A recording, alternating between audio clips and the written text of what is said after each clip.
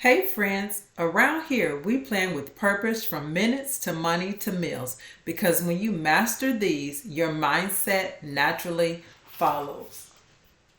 It's a brand new month, and that means it's time for my May monthly reset, where we review last month, set fresh goals, and get organized for a productive and intentional month ahead. Let's get started. Review. Review is the first step that I do when doing my monthly reset. I review my quarterly planner as well as my monthly planner for that current month. As you see me here reviewing over April, looking at the goals I accomplished, the goals that I still have outstanding that I need to accomplish. And that's when I move to the next step, which is writing down my word of the year, which is freedom. And then I write down an inspirational quote. Some months I'll use the exact same quote from the previous month, or I'll try and find a new quote for the new month.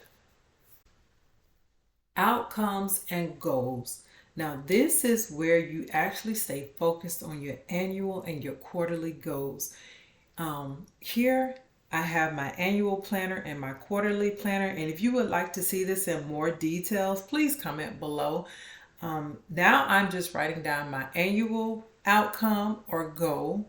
Outcome meaning what I want the end of my quarter, what I want to have accomplished at the end of that quarter and as well as at the end of the year. So all my outcomes and goals for the entire month, quarter, and goals all line up with my annual goal. And so I write these directly from my quarterly planner and my annual planner. These do not change. The only thing that changes are my monthly goals, meaning that my to-dos, what I'm focused on as far as specific things that I have to get accomplished during that month. That's what changes from month to month. But as far as my annual outcome and my quarterly outcome, those things do not change. That is how I stay focused. And eventually at the end of the year, I will have reached my annual goal.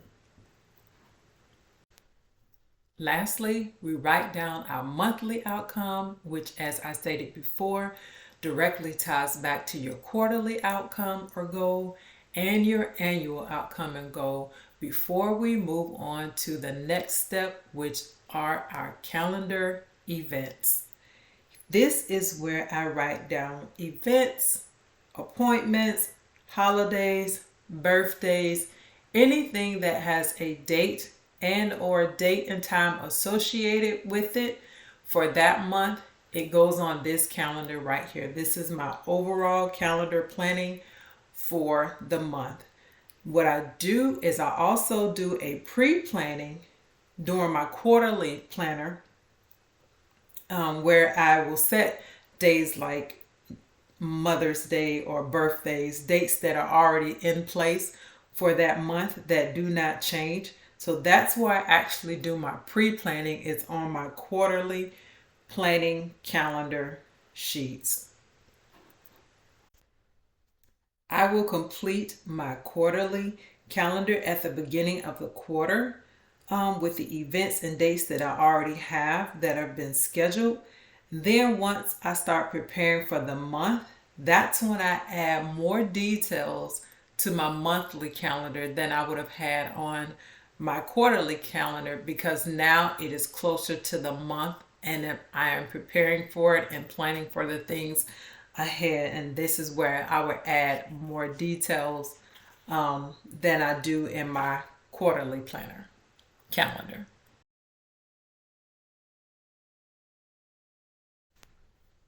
This is where it starts. Now I break down the month into each week, where I write down the week dates for each section.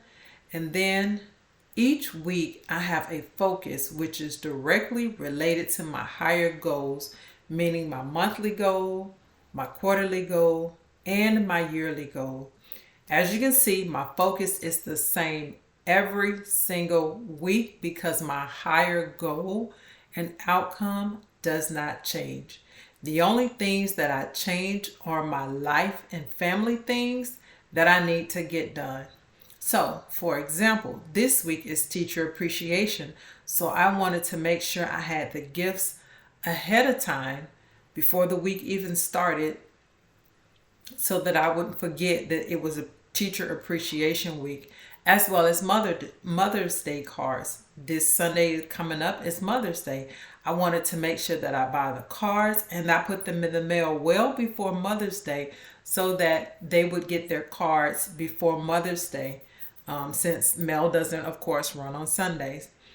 So again, my focus doesn't change, just my life and family things or things that I need to get done during the month. Now for my wellness focus. This is where I like to keep balance of all the things that I have going on in my life. This is where I plan for my spiritual, my health, my finances. I love to read, so reading is one of the things that I like to plan for, as well as self-care. This keeps me from neglecting other areas of my life because now I have a plan for it.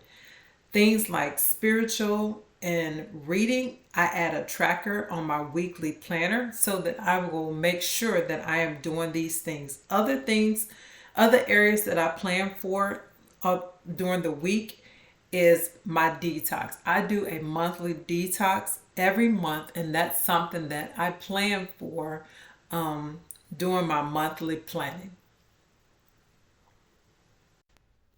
Lastly are my to-dos. I start my monthly to-dos in my quarterly planner. Then as the month begins, I move them over to my monthly to-dos. This helped me not to forget any major to-dos for the month.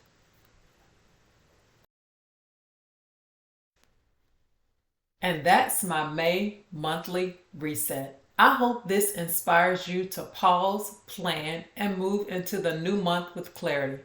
What's one goal you're setting for May? Let me know in the comments. Don't forget to like, subscribe, and I'll see you in the next video.